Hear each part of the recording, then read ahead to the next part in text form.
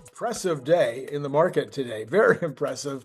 Nvidia dropping $610 billion in a single day in market cap, which is by far the largest market cap drop ever of any stock, including Tesla. I mean, I'm surprised that, Tesla didn't have the record since it's so volatile so often.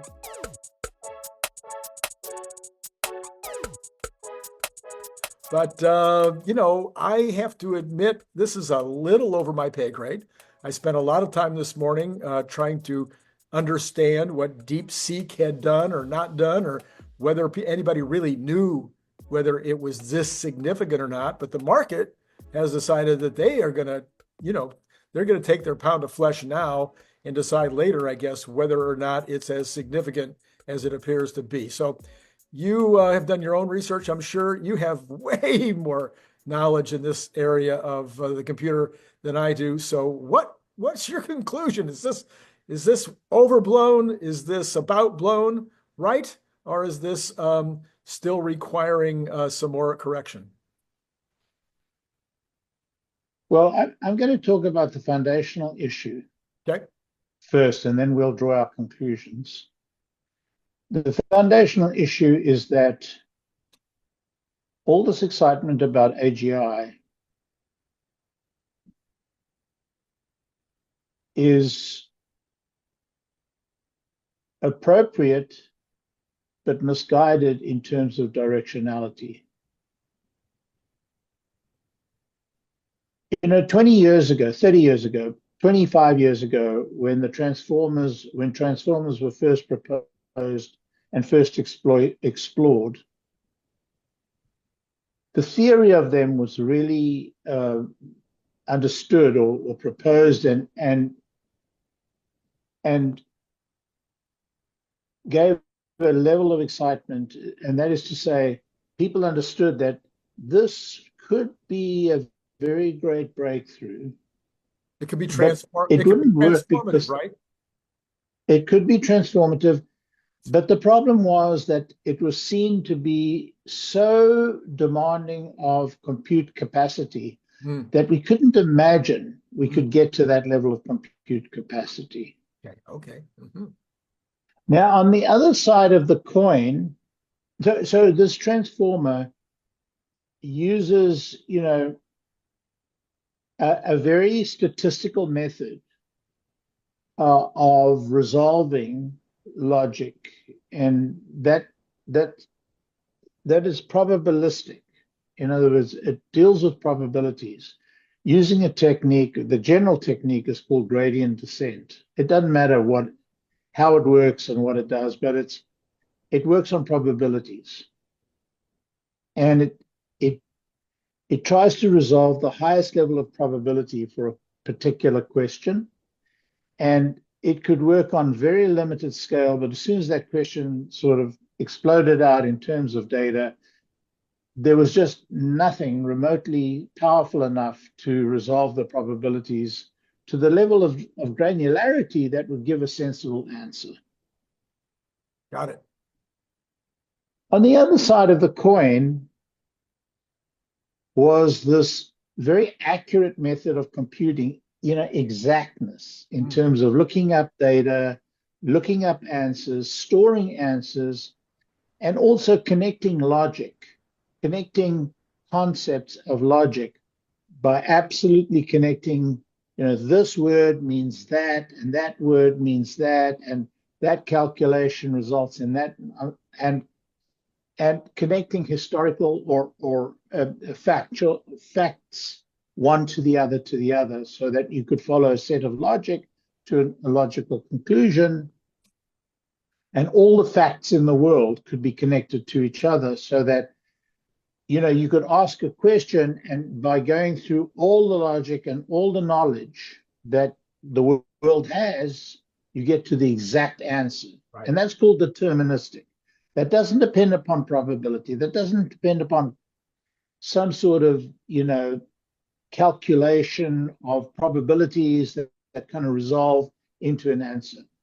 This is a direct connection, and this takes all the facts in the encyclopedias of all all of knowledge that we have in the world that's connected to each other, and you can ask a question, and going through all these connections can give you the answer. And that didn't work either, because we just didn't have enough compute power in the world to connect everything one to the other. And even if we did have the compute power, the concepts of how to do that were really very beyond our means. Right. Now, compute power, obeying Moore's law, keeps leaping bound by bound by bound by bound, so that over time it becomes so powerful that the problems that we had in making these transformers work, these probabilistic systems work, suddenly resolved. And we had this, AGI, not the AGI, sorry, we had this ChatGPT moment. Suddenly, and there were some breakthroughs before the ChatGPT moment. I don't have to go through it historically, but there were some breakthroughs that led ultimately to this ChatGPT moment, where we could ask the computer a question and it would give us back an answer which had a very high probability of being right. Maybe an 80% probability, and then a 90%, then a 95% probability of being right. The problem was it takes enormous compute power to build the logic base necessary for this, or the actual logic, the actual the values, the probabilistic values that the computer could use to give you an answer. They call it tokens. Tokens are representative of part of a word or a whole word or a group of words. And those connections and how they connect to each other, and those connections give you the answer. So transformers suddenly, from being improbable probabilistic machines, became probable probabilistic machines. The problem remains that it requires gigantic compute. And I've been arguing with colleagues and friends that it's possible to do it, so that's exciting and amazing, but we can't turn all the energy in the world into this process. We need it's just too much. And the hope is that the amount of energy required to give it will diminish. Right.